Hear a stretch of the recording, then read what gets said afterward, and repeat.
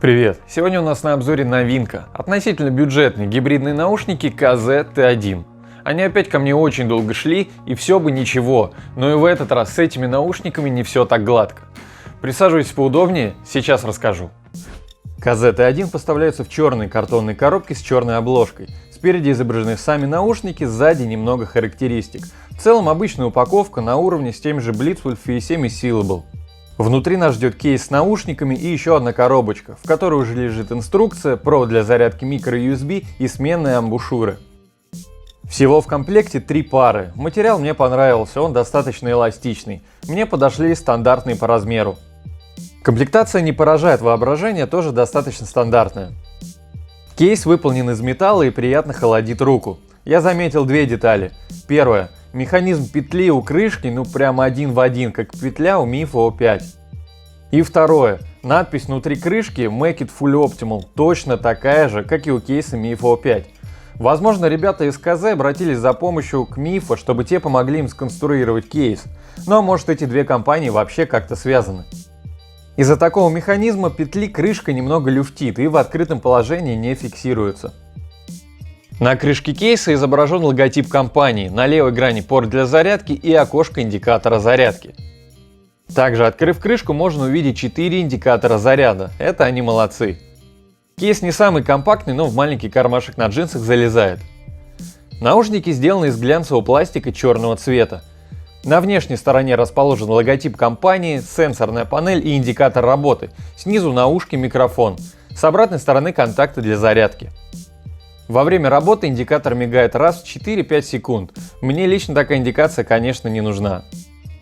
Вот знаете, я раньше про брак только слышал везде, но сам не сталкивался. А сейчас это уже третий подряд наушники, которые мне попались с браком. Тут получилось так, что через какое-то время после использования просто умер правый наушник. Вообще не подает признаков жизни, не включается, не заряжается, вообще ни на что не реагирует. Естественно, я открыл спор, посмотрим, чем это закончится. В кейсе, кстати, наушники расположены справа левый, слева правый и удерживаются крепкими магнитами. Выпадает только если этого специально захотеть. Наушники достаточно компактные, мне вообще такой форм-фактор нравится, в ушах сидят удобно, не выпирают. По размеру они примерно такие же, как Wayfan Xpods 3. Звуковод искривлен по анатомии тела и покрыт золотой краской, выглядит интересно. Прикрывает его металлическая сетка. Что-то я не нашел информации про влагозащиту, ну и раз они не кричат на каждом углу, наверное, ее здесь нет. Хотя в 2019 году это странно, под дождем нужно ходить аккуратно. В каждом наушнике установлен аккумулятор на 50 мАч, в кейсе еще на 900 мАч. И с учетом потерь при преобразовании на 6-7 зарядок от кейса должно хватить.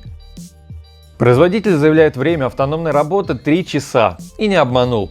На максимальной громкости наушники проработали 3 часа 44 минуты. Это, конечно, не рекордный результат, но вполне нормальный. И, конечно, наушники могут работать по отдельности. Управление осуществляется с помощью сенсорной панели, и функционал тут богатый. Короткое касание play-пауза, двойное переключение трека назад или вперед и тройное касание управления громкостью. В целом управление работает достаточно корректно, но правда нужно приноровиться, потому что поначалу бывает очень много лишних нажатий. Сенсор тут достаточно чувствительный. Микрофоны. Проверяем работу микрофонов KZ T1. В тихом пространстве незаведенная машина. Потенциально микрофон должен был отрабатывать хорошо. Сам микрофон находится в нижней части наушника. За счет этого, по идее, он должен лучше улавливать речь. Что мне не нравится, речь какая-то немного приглушенная, но в целом в тихом пространстве справляется хорошо. Проверяем работу микрофонов KZ T1 в машине. Кондиционер включен на 3 деление 4, музыка на фоне на 9. Эффект громкой связи появляется достаточно сильный. Тут уже мне не очень нравится, как отрабатывает, но в экстренных случаях разговаривать, конечно, можно. Проверяем работу микрофонов KZ T1 на улице. Ветра практически нет, мимо едут машины. Как и у всех ТВС-наушников, расположение микрофона близко к рту не очень помогает, слышно плохо. Я, конечно, питал надежды, что расположение микрофона как-то поможет качеству передачи речи, но нет. В тихом пространстве микрофоны звучат глухо, в машине справляются так, средне, на улице вообще разговаривать становится трудно. Но, кстати, KZ-T1 мне понравились по дальности сигнала. Дома наушники пробивают через 2 стены прям уверенно, за третью уже начинает заикаться. На улице на спортивной площадке ловят метров на 8. В метро, конечно, были пару раз прерывания, но не критично. Задержка звука в YouTube минимальная, при просмотре видео почти незаметна. В играх она вообще 13 миллисекунд, это, по-моему, пока рекорд. Ну и качество звучания. При подключении к телефону наушники подключаются по кодеку AAC. Их киллер-фич — это наличие двух драйверов. Один арматурный, он отвечает за высокие частоты, и динамический, который отвечает за низкие и средние частоты. В теории, благодаря этому частоты должны лучше прорабатываться, и на проводных наушниках это реально меняет ситуацию. Но перед нами Bluetooth наушники, где еще стоит задача сжать сигнал, правильно передать его, поэтому тут это не панацея, тут учитывается много факторов. И, кстати, о чем заявляют сами KZ, модель T1 это паблик бета. То есть они выпустили образец, соберут с него отзывы и все доработки пустят уже в новой модели. Удобно придумали, ведь бета уже может подразумевать, что и звук может разниться от поставки к поставке. Таким образом они заранее сняли с себя ответственность. Наушники звучат хорошо. Честно, я бы не сказал, что здесь чувствуется наличие гибридной системы. В целом здесь все есть. Приятный бас, достаточно объемное звучание. Середина показалась немного приглушенной. Глубокий бас тоже так не очень проработан. Верха в принципе нормальные. Для наушников за $40 они звучат достойно. Но то, как провели настройку звука в Syllable, мне понравилось чуть больше, как раз за счет середины.